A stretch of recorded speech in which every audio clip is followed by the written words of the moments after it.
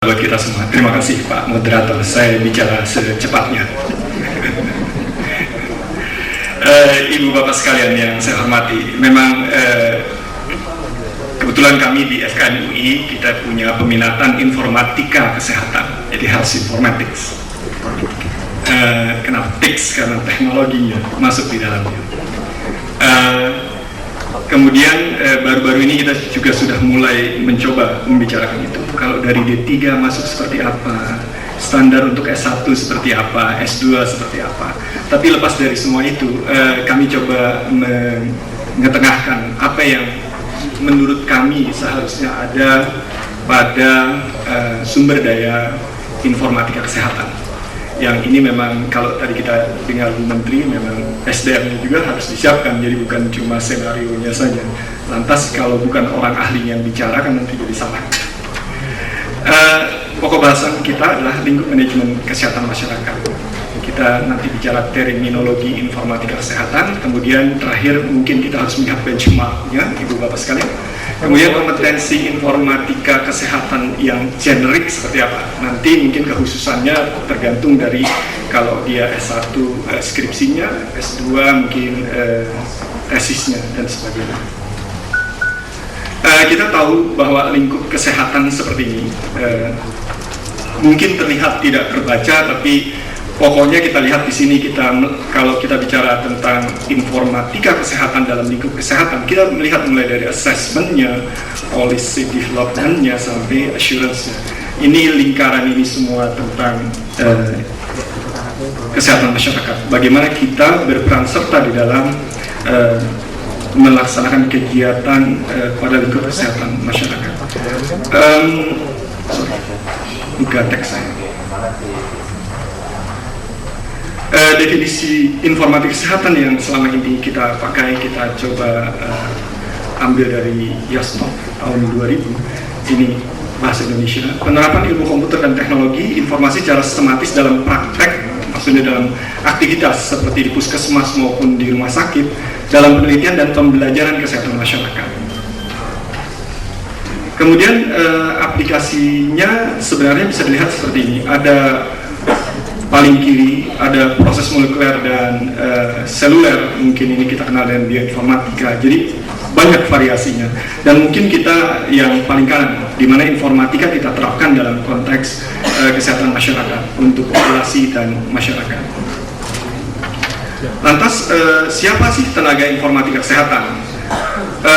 Kita ingin dia sebagai profesi di bidang public health yang bekerja baik ketika dia bekerja sebagai bidang medis dan public health maupun dia sebagai researcher atau akademisi dan mempunyai fungsi untuk menggunakan informatik untuk mengimprove kondisi kesehatan kependudukan. Jadi ini barangkali yang kita. Jadi jelas bahwa dia memanfaatkan teknologi itu untuk membantu persoalan kesehatan masyarakat. Jadi maka substansi kompetensinya adalah kita mengharapkan dia yang mempunyai performance yang bisa kita ukur, kita bisa lihat. Karena itu tadi kalau kita bicara tentang adanya jabatan fungsional, kan ada dua sebenarnya di kita, cuma ya peranata komputer dan statistisi, itu kan sebenarnya backup kita tuh ya. Tapi ternyata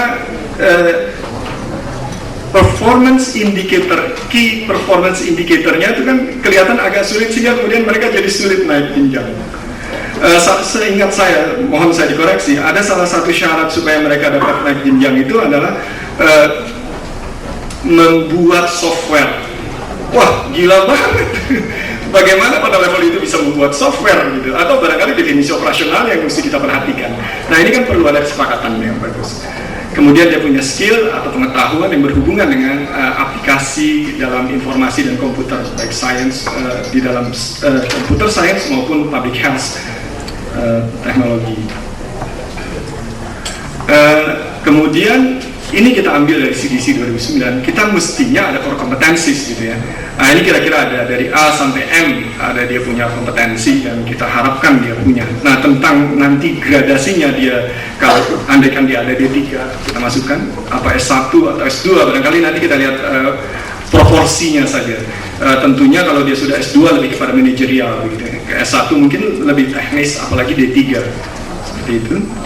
Maka ini satu mungkin kita perlu melihat benchmarknya. Mungkin informatik kompetensi for public health profession kita lihat dari Patrick O'Carroll. Dia melihat bahwa kemudian kalau kita lihat kita klasifikasi, ini ada frontline staff sampai dengan supervisor. Nah mungkin variasinya ini, di mana pada level supervisor dia lebih kepada development, sistem development. Nah kemudian kalau dia di bawah dia lebih kepada penggunaan IT-nya. Tapi persoalannya adalah kalau orang IT murni masuk ke public health issue, dia harus mendapat standarisasi lagi. Ya tadi kita dictionary lagi, dia belajar lagi tentang segala macam. Nah kalau ini dari public health, dari faculty of public health, barangkali dia safety-nya tidak terlalu sulit untuk kesana. Nah dari kompetensi tadi kita lihat di sini ada 3 hal. Pertama, kompetensi related to the use of information for public health practice. Ini kita bicara ada 7 subsasaran belajar sebenarnya kita sudah siapkan juga di UI. Ada kompetensi related to use of information technology. Ini juga jadi hal penting. Kalau tadi Bu Menteri bilang open source, kita juga sudah mulai memperkenalkan itu kepada mahasiswa. Jadi jangan sampai pada level kementerian menggunakan software ilegal pula. Ya kan ngeri nih, daripada nggak punya uang tadi type money-nya katanya, ya udah pakai open source kenapa gitu. Nah kita mungkin akademisi siap melakukan itu ya, kita coba backup hal seperti itu. Kemudian kompetensi related to the development, deployment, dan maintenance of information system. Karena kita tahu orang Indonesia hobinya melakukan investasi, tapi begitu pemeliharaan seperti anggaran pemeliharaan kendaraan publik saja Pak ya, mungkin ini juga perlu kita perhatikan. Karena konotasi yang lain adalah bahwa kadang-kadang kalau kita bicara health informatics selalu berkonotasi pada hardware, sehingga kalau ya dia selalu berpikir tentang hardware. Nah ini kalau kita pilah, maka ini ada 3 hal use of information, ada 1, 2, 3, 4, 5, 6, 7 hal. Saya berharap nanti Anda dapat kopinya karena yang pertama mungkin belum terlalu lengkap. Kemudian yang kedua use of ICT-nya, barangkali ada digital literacy sampai information and knowledge development. Kemudian ada development, deployment, dan maintenance. Mungkin itu kita bicara tentang procurement, accountability, sampai research.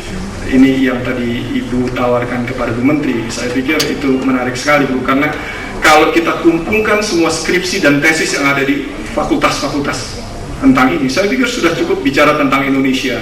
Tapi persoalannya siapa yang mau dengar? Ini kesempatan yang bagus juga kita ada di sini. Paling nggak masih ada sisa-sisa pejabat yang mau dengar kita. Kan biasa begitu ya, kalau bosnya pulang, pejabatnya pulang, tapi masih ada sisa-sisa. Jangan tersinggung Bu ya. Baik. Lantas kompetensinya apa? Ini pertanyaan. Perlu distandarisasi atau enggak? Terserah kita. Tapi kalau kita mau dikenal, tentunya kita harus saling mengenal diri kita. Sebenarnya kita itu siapa? Kelompok binatang apakah kita sehingga masuk di dalam kerangkeng zoo-nya jelas. Gitu. Jadi jangan sampai masuk ke semua tempat gitu, dan saling memakan gitu kan, mengerikan. Nah ini pakai konsep sederhana, ada siapa audiensnya, behaviornya seperti apa, conditionnya seperti apa, dan degree-nya seperti apa. Nah kita berharapkan kalau dia mengikuti pendidikan kita, dia menjadi sarjana kesehatan dengan minat informatika kesehatan, mampu memanfaatkan dan menerapkan ilmu teknologi informasi dan komunikasi. Jadi ICT-nya dia mampu secara sistematis untuk meningkatkan kinerja. Jadi kinerja apa? Ya public health program development. Yang kita bilang meningkatkan kinerja tentunya efektif dan efisien. Nah ini untuk kegiatan manajemen, penelitian maupun pembelajaran dalam kesehatan masyarakat. Nah kalau poin ini kita akui benar, maka tinggal kita lihat saja sampai di mana gradasinya, untuk D3 kah, S1 kah, S2, yang tadi secara pintas kita sudah lihat. Nah lantas sasaran belajarnya siapa? Mampu mengembangkan indikator. Ini penting sekali karena kami sering jalan ke beberapa kabupaten kota, banyak indikator yang kemudian diterjemahkan dengan definisi lokal, sehingga kemudian tidak bisa diterjemahkan secara nasional dong. Misalnya yang sederhana, variabel ISPA saja diterjemahkan macam-macam. Ada infeksi saluran pernafasan atas, begitu kreatifnya lantas ada ISBA, infeksi saluran pernafasan bawah. Oh my god, saya bilang lantas ISPA yang benar, mereka tidak bisa melakukan deteksi itu karena definisinya. Dan belum lagi kalau kita bicara tentang kematian bayi, stillbirth atau bayi mati, itu juga salah. Karena ada bilang mati setelah 24 jam masih bilang stillbirth. Wah, ini ngeri, untuk intervensi public health jadi salah, ya, jadi salah semuanya. Nah, kemudian juga mampu melakukan analisis, melakukan assessment. Dia membuat desain, melakukan rekomendasi, dan kemudian bagaimana melakukan manajemen proyeknya, sampai melakukan manajemen implementasi, monif, dan pemeliharaan sistem. Ini sedikit saja, kalau kita matriksnya kita buat kompetensi apa di sebelah kiri, sasaran belajarnya seperti apa, kira-kira mata pelajaran apa. Ini yang kita coba buat di UI. Tidak mesti diikuti 100%, tapi paling tidak kompetensinya kita sepakati. Seperti kalau indikator kita ada ilmu kesmas, ada biostatistik, epidemiologi, sistem informasi, dan pengembangan indikator sendiri. Karena kita sering kalau kita exercise dengan mahasiswa, coba berikan saya indikator kesehatan yang bisa dipakai di Indonesia. Bingung semua, keluarlah infant mortality rate yang kita tahu itu juga indikator sosial ekonomi. Health-nya sebagai indikator apa? Harusnya lihat definisi health, gitu kan? Bukan cuma bebas dari penyakit, tapi juga produktif. Di mana indikator produktifnya bisa dilihat? Misalnya seperti itu. Jadi kita latih anak-anak itu melihat bagaimana sih sebenarnya mengembangkan indikator yang fit terhadap definisi yang kita sampaikan dalam pembangunan kesehatan. Kemudian dia mampu melakukan assessment, karena itu dia perlu kemampuan metodologi penelitian, analisis SIP. Kemudian dia mampu melakukan desain, kemudian merekomendasikan sistem yang fit dengan hasil assessment dia, dan kemudian memanage proyek itu. Tentunya dia harus mampu menghitung cost. Karena kadang kita minta mereka coba cari yang paling mungkin dilakukan. Sehingga kemudian dia bilang, ini Pak yang paling penting. Iya penting, tapi tidak mungkin dilakukan, dia tidak prioritas. Jadi kita latih mereka, yang prioritas itu adalah dia penting tapi mungkin dilakukan. Kalau dia penting tidak mungkin dilakukan, ya jangan dilakukan. Sampai tahun 2015 saja kata Bu Menteri nanti, karena sudah ganti menteri. Begitu. Jadi kemudian manajemen proyeknya dia mampu, kemudian bagaimana mengimplementasi sampai melakukan pemeliharaan, karena dia tahu cost-nya, jadi mungkin dia bisa melihat bagaimana memeliharanya. Saya rasa itu aja, waktu kita udah habis. Terima kasih.